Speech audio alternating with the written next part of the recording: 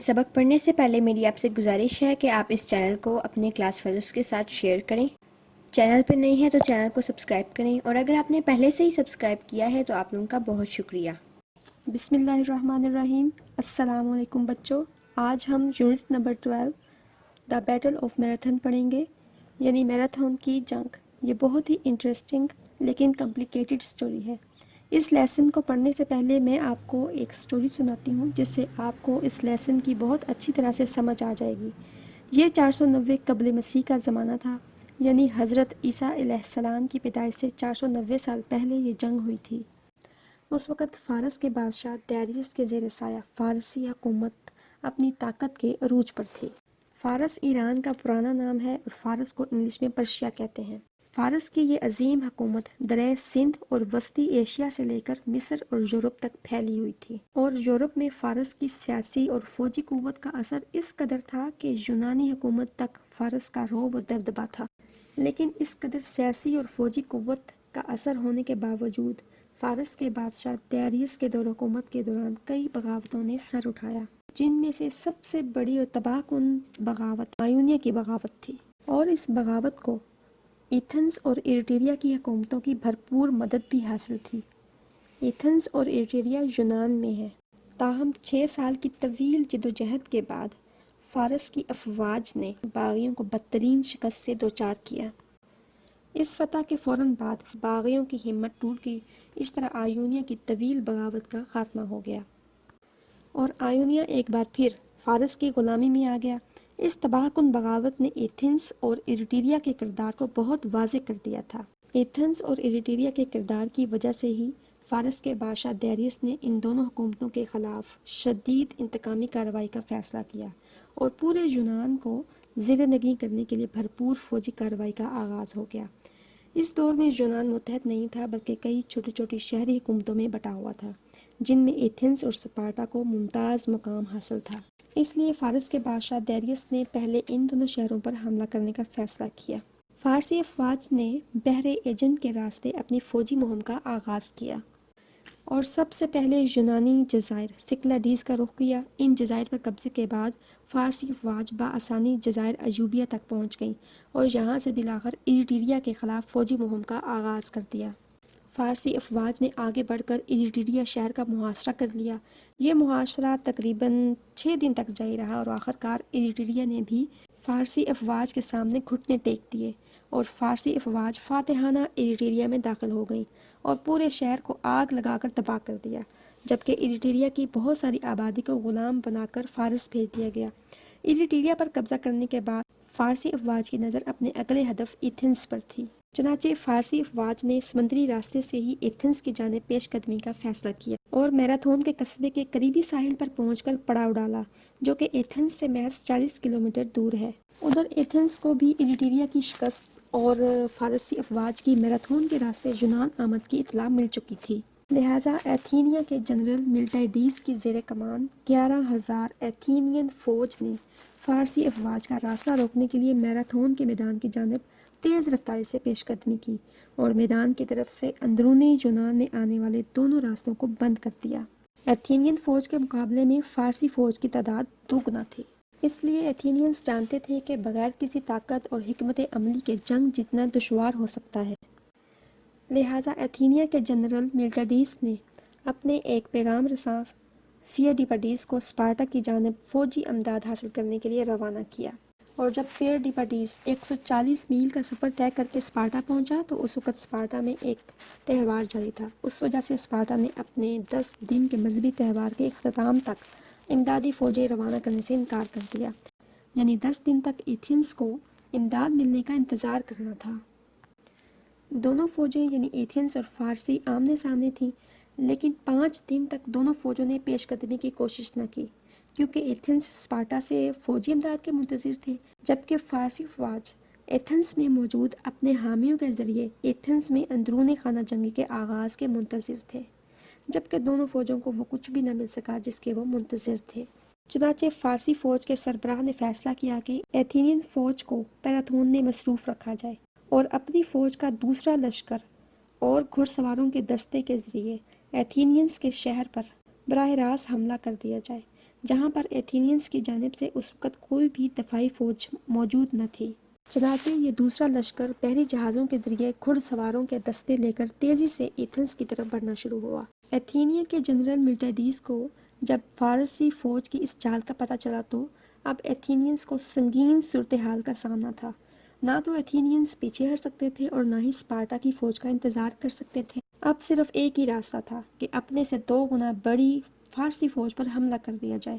اس کے لیے ایتھینیا کے جنرل ملٹیڈیز نے اپنے لشکر کو ازسر نو ترتیب دیا اور نئی حکمت عملی سے فارسی فوج کا مقابلہ کرنے کا انتظام کیا، اور بالآخر ایتھینینز فوج نے ہی پیش قدمی کا فیصلہ کر لیا اور پوری قوت سے فارسی فوج کی طرف برق رفتاری سے دوڑ لگا دی، جس کی وجہ سے فارسی فوج کا لشکر حیران رہ گیا اور ایتھینینز پوری قوت و طاقت سے فارسی فوج سے جا ٹکرائے، اور اس طرح جنگ کا آغاز ہوا اور پورا میدان تلواروں کی جھنکار سے گونج اٹھا۔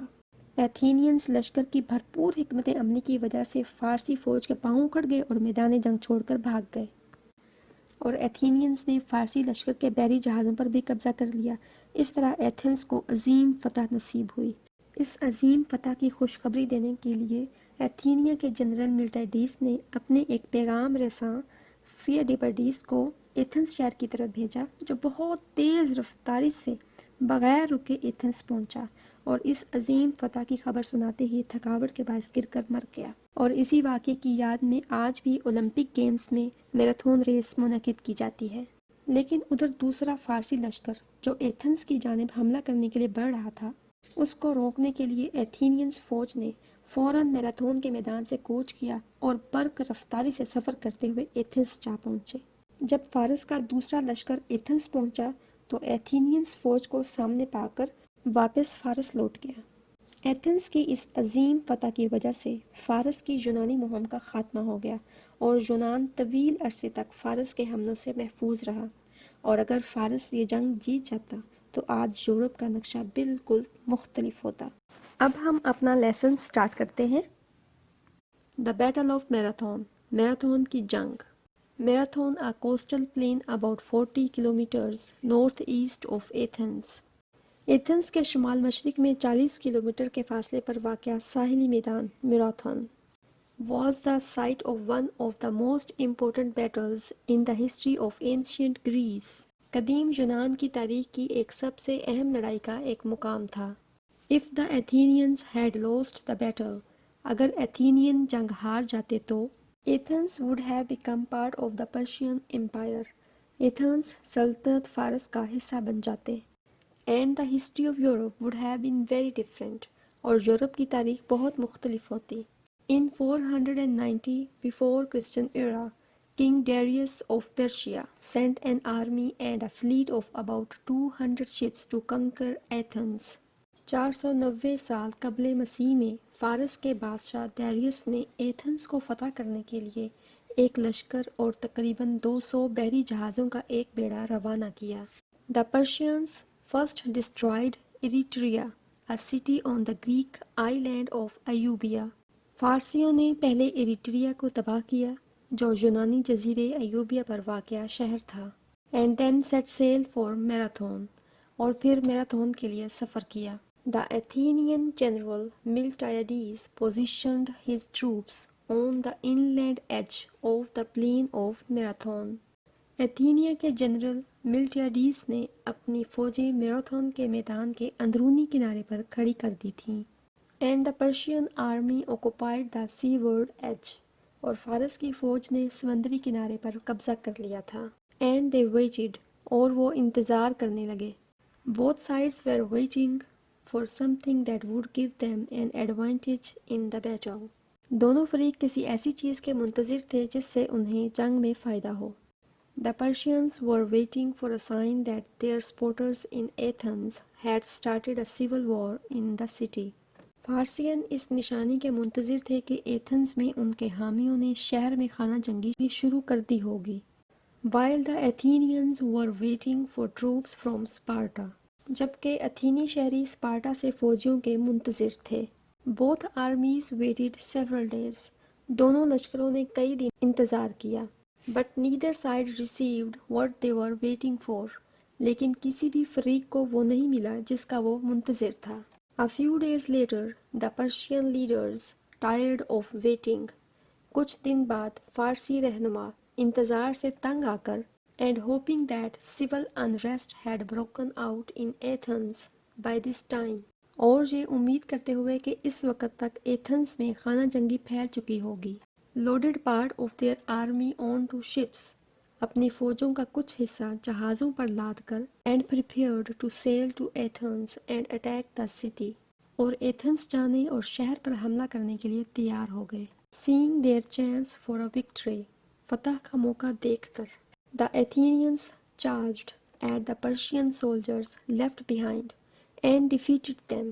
ایتھینینز نے فارسی فوجیوں پر بھرپور حملہ کر کے فارسی لشکر کو پیچھے دھکیل دیا اور انہیں شکست دے دی. According to legend, لیجنڈ کے مطابق General Miltiades sent the messenger Pheidippides from Marathon to Athens with news of the victory. General Miltiades نے فتح کی خبر کے ساتھ پیغام رساں فیڈیپیڈیز کو میراتھون سے ایتھنز بھیجا. فیڈیپیڈیز ran the 40 kilometers to Athens at top speed. فیڈیپیڈیز نے تیز رفتاری سے ایتھنز تک 40 کلومیٹر کی دوڑ کی. Delivered his message and fell to the ground dead. اپنا پیغام پہنچایا اور زمین پر گر گیا، مر گیا. Today the word marathon refers to a running race of 42.2 kilometers in honor of the great battle. آج میراتھون کے لفظ سے مراد عظیم جنگ کے اعزاز میں 42.2 کلومیٹر کی دوڑ کا حوالہ دیا جاتا ہے. When the Persian ships reached Athens a few days later, ادھر جب فارسی بحری جہاز کچھ دن بعد ایتھنز پہنچے they found out that not only there was no civil war in the city, تو انہیں معلوم ہوا کہ نہ صرف اس شہر میں نہ تو خانہ جنگی ہے but also that the Athenian army from Marathon had reached Athens before them, بلکہ یہ بھی معلوم ہوا کہ میراتھون سے تعلق رکھنے والی ایتھینیائی فوج ان سے پہلے ایتھنز پہنچ چکی ہے. As a result, the Persians gave up and returned home. اس کے نتیجے میں فارسی ہار گئے اور اپنے گھر لوٹ آئے. سو اسٹوڈنٹس، ہمارا یہ لیسن کمپلیٹ ہو گیا ہے اور آپ نے اس لیسن سے سیکھا ہے کہ کس طرح کم تعداد والی فوج نے زیادہ تعداد والی فوج کو اور زیادہ طاقت والی فوج کو بہترین حکمت عملی سے کیسے شکست دی ہے. اس لیے ہر کام میں بہترین حکمت عملی کامیابی کا راز ہے. So students, hope you enjoy this lesson. If you enjoy this lesson, please like, share and subscribe. And don't forget to write comment in the comment box. Allah Hafiz.